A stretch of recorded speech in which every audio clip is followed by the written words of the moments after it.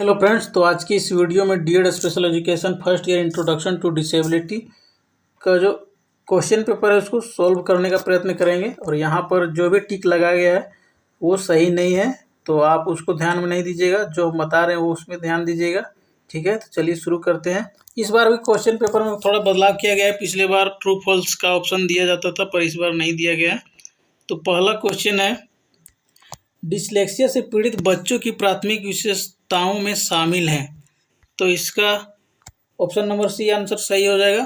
Next question है, निम्नलिखित में से कौन सी बच्चों में अनुसूचित शारीरिक दिव्यांगता है।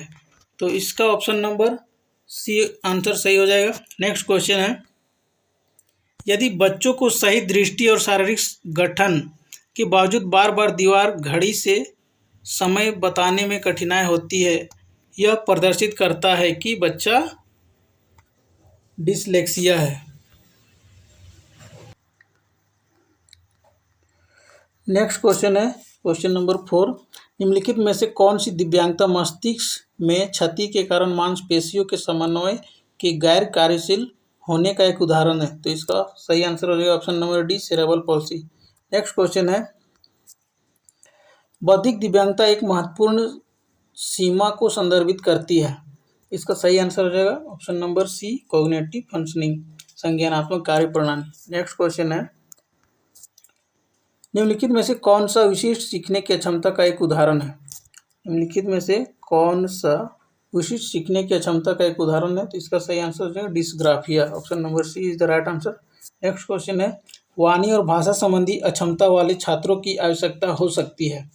इसमें बहुत सारे डॉट्स है, इसमें ऑप्शन नंबर कोई सी मान रहा है, कोई डी, तो इसमें कन्फ्यूजन है, तो इसको आप ध्यान में रख के अपने अनुसार मार सकते हैं, ऑप्शन सी या डी। नेक्स्ट क्वेश्चन है, निम्नलिखित में से कौन सा विकासात्मक विलंब का एक उदाहरण है। तो option number C is the right answer, Down syndrome. Next question है, निम्नलिखित में से कौन सा ग्लूकोमा का सामान्य लक्षण है। तो इसमें भी कन्फ्यूजन बहुत सारे का है, कोई डबल विजन, कोई टनल विजन, तो आपको जो सही लगता है वो मार सकते हैं। नेक्स्ट खंड बी में क्वेश्चन देख सकते हैं किस प्रकार से पूछा गया है। तो एक या दो वाक्यों में उत्तर दीजिए जिनमें से दो, सभी प्रश्न अनिवार्य है, सबको बनाना है। पहला, आरपीडब्ल्यूडी अधिनियम 2016 के अनुसार दृष्टि दिव्यांगता और अल्प दृष्टि को परिभाषित करना है।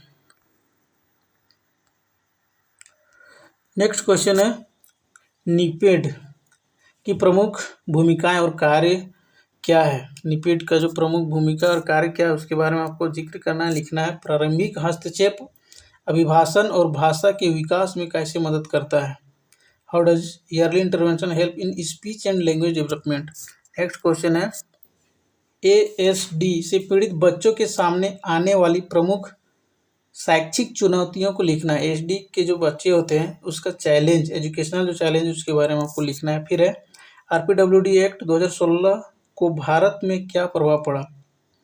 आरपीडब्ल्यूडी एक्ट 2016 जब आया तो भारत में इसका क्या इम्पैक्ट पड़ा उसके बारे में लिखना है। नेक्स्ट क्वेश्चन है, सेक्शन 3 कह सकते हैं, खंड 3, जिनमें से लघु उत्तर प्रश्न है, जिनमें 4 प्रश्नों के उत्तर देने हैं और प्रत्येक प्रश्न के अंक समान है। पहला क्वेश्चन है, शीघ्र हस्तक्षेप को परिभाषित करें और दिव्यांग बच्चों के लिए इसके महत्व की व्याख्या करें। जो ईयरली इंटरवेंशन है उसको एक्सप्लेन करना है, इसका इम्पोर्टेंस भी व्याख्या करना है। नेक्स्ट क्वेश्चन है, दृष्टि दिव्यांग बच्चों के शैक्षिक निहितार्थों की व्याख्या करें।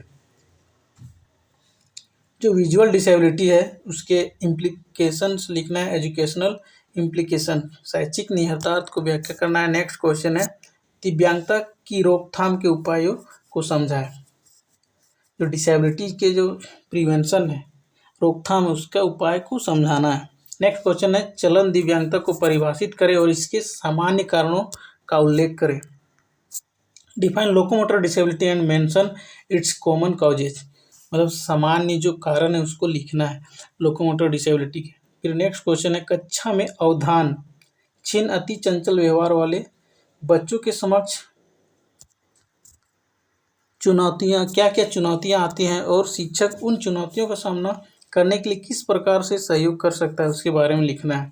मतलब बच्चों के जो अति चंचल व्यवहार है उसके समक्ष क्या क्या चुनौतियाँ आती हैं और शिक्षक उन चुनौतियों का सामना किस प्रकार से करते हैं उसके बारे में आपको लिखना है। नेक्स्ट क्वेश्चन है, दिव्यांगता के क्षेत्र में मानव संसाधन की प्रमुख भूमिकाएं एवं जिम्मेदारियां क्या हैं। दिव्यांगता के क्षेत्र में जो ह्यूमन रिसोर्स है उसका जिम्मेदारियां और जो रिस्पॉन्सिबिलिटीज़ है उसके बारे में लिखना है। नेक्स्ट जो खंड 4 है, या सेक्शन 4 कह सकते हैं, उसमें दीर्घ उत्तरीय प्रश्न है जिनमें से 2 प्रश्न का उत्तर देना है और यहाँ ऑप्शन 4 दिया हुआ है।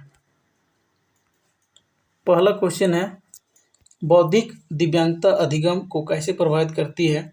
बौद्धिक दिव्यांगता वाले छात्रों की सहायता के लिए समावेशी शिक्षा रणनीतियाँ का सुझाव दें।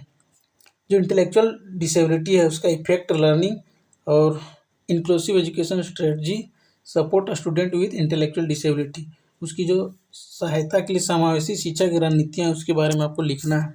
नेक्स्ट क्वेश्चन है, बोलने और सुनने के में अक्षम लोगों के लिए शिक्षा और पुनर्वास में जो AYJNISHD जो है उसकी भूमिका क्या है। जो अली यावर्जन जो नेशनल इंस्टीट्यूट है उसका क्या भूमिका है उसके बारे में आपको लिखना है। फिर ASD वाले बच्चों की समावेशी शिक्षा के सहयोग में शिक्षकों, विशेष शिक्षकों और अभिभावकों की भूमिका को समझाएं। इस पर का जो क्वेश्चन पेपर है वो थोड़ा घुमा के पूछा गया है, क्योंकि ये जो पहले का टर्मिनोलॉजी बहुत ज़्यादा लॉन्ग टर्म में यूज किया गया है और बच्चे को काफ़ी घुमा के क्वेश्चन पूछा गया। नेक्स्ट क्वेश्चन है, विशेष आवश्यकता वाले बच्चों के त्वरित पहचान और मूल्यांकन में प्रारंभिक हस्तक्षेप की बहुविषयक दलों की भूमिका को समझाएं। मल्टी डिसिप्लिनरी टीम और ईयरली इंटरवेंशन और आइडेंटिफिकेशन और assessing children with special needs. तो जो विशेष शिक्षा वाले बच्चे हैं उसके ईयरली इंटरवेंशन के लिए और आइडेंटिफिकेशन के लिए जो मल्टी डिसिप्लिनरी टीम है वो कैसे काम करती है उसके बारे में आपको भूमिका को लिखना है। आज के लिए इतना ही, फिर मिलते हैं नेक्स्ट वीडियो में, तब तक के लिए धन्यवाद, जय हिंद।